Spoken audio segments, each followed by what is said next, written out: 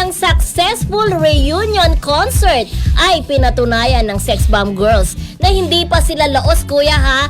At hindi pa sila nakakalimutan ng madla. Samantala, marami naman ang nagtataka kung bakit nga ba wala si Icy Tirazona na iniisyong may kinalaman daw ang relihiyon sa hindi pag-join. Ayon, Trazona. Hindi Tirazona yun. Si Trazona, yung maganda siya na parang yung legs medyo laki-laki ng konti pero ang sexy, ang ganda, di ba? Hindi, si Weng yun.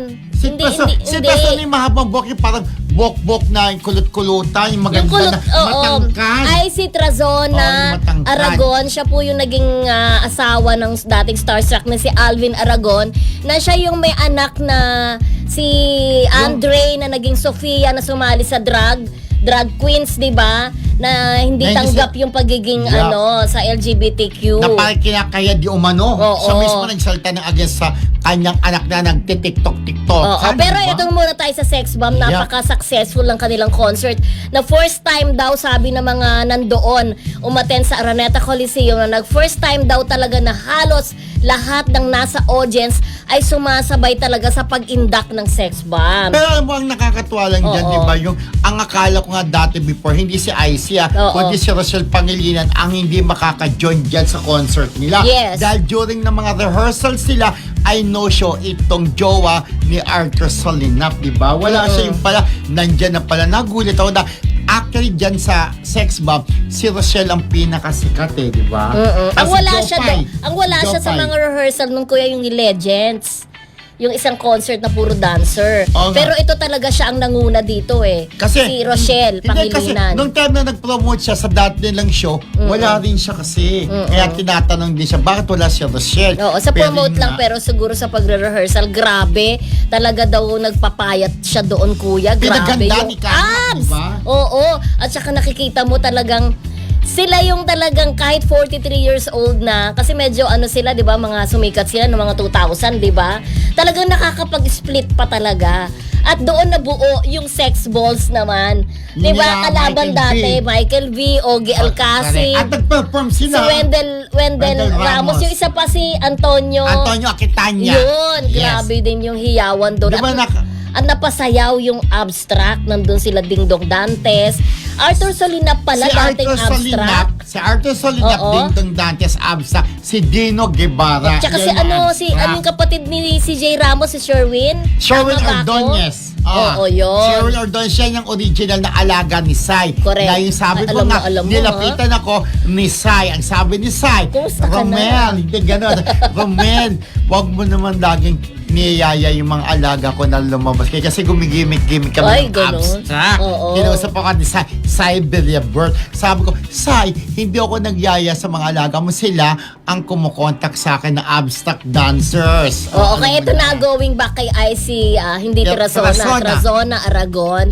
Hinahanap nga siya dahil alam naman natin na isa si Icy dun sa mga parang top 5 or top 6. Original talaga ng Sex Bomb. Marami naghahanap sa kanya bakit daw hindi siya pumunta doon. O kung hindi man, halimbawa, hindi siya available sa mga rehearsals, maraming mga Sex Bomb katulad ni Jolan na nandun sa audience, nanood lang, pero nung tinawag, umakyat sila. So bakit daw si Icy hindi man lang nagpakita ng suporta? So, ang sabi nila ay sabi ng ating kaibigan na nandoon ay may kinalalaman daw sa religion. Ano naman religion? Kaya nga pero eto na, nasusubaybayan ko din kasi yung ibang yung ibang vlog ni Icy at nag-guess siya sa mga sumba-sumba So parang ano yung difference ng sumba? Diba? Kasi nagsasayaw ka din diba? So, may reason behind. Kung bakit. Magkagalit ba sila? Or... Actually, ito sa pagkakaalam ko lang nung naghiwalay ang Sex Bomb with Joy, si Joy Calcio, kanilang manager, meron silang falling out. Kaya pala sabi ni Joy, nung tinawag siya, diba, binigyan siya ng tribute. Tinawag siya sa stage, tapos iyak siya ng iyak na kahit hindi maganda ang ating paghihiwalay. Sabi niya ganun Correct. So tama yung sinasabi meron silang falling out before na siguro naman naging okay na ulit dahil nga nandun si Joy Cancio sumuporta, diba? Pero Hindi ko alam kasi hindi ko napanood yung concert eh. Sana nagkaroon siya ng dance number with them sa Sex Bomb. Yun na nga Parang wala, no? Pero eto na nga, kasi bukas, di ba, magkakaroon ng part 2, di ba? Yep. Na magaganap naman yan sa MOA. Ang laki ng venue, Mas malaki kaysa sa Araneta Coliseum. Tama ba ako, Kuya Romel? Yes, mas malaki. Mas malaki. Kaya, daw, parang almost sold out na daw yung ticket din for tomorrow. So, pero kung naniniwala ako, friendship pa, na malaking tulong din yung mga guests nila. Yes. Diba? And even, maraming mga batang pinalaki ng Daisy Oo. 7, di ba? Yung show Alam nila natin dati. yan. Kaya tinugtog pa nila Daisy Oo, 7. umiiyak sila, oo. Daisy 7. Tsaka yung spaghetti, pababa. Pababa ng pababa. Talaga sumikat naman talaga. Actually, Tsaka yung bakit, Papa? yan. Oo. Pero eto na, ang sabi nga ni Oo. sabi ni Angel Iliana, tinanggal na daw isa sa lyrics na yan, di ba? Pero kinanta pa rin ni Yvette na nandun ang part ni Anjo. May Anjo yan, pa rin. diba? Oo. At least nandun pa rin pala. Sa Correct. concert pa, bongga, di ba? Oo. Baka And- nakalimutan tanggalin yung lyrics na yun.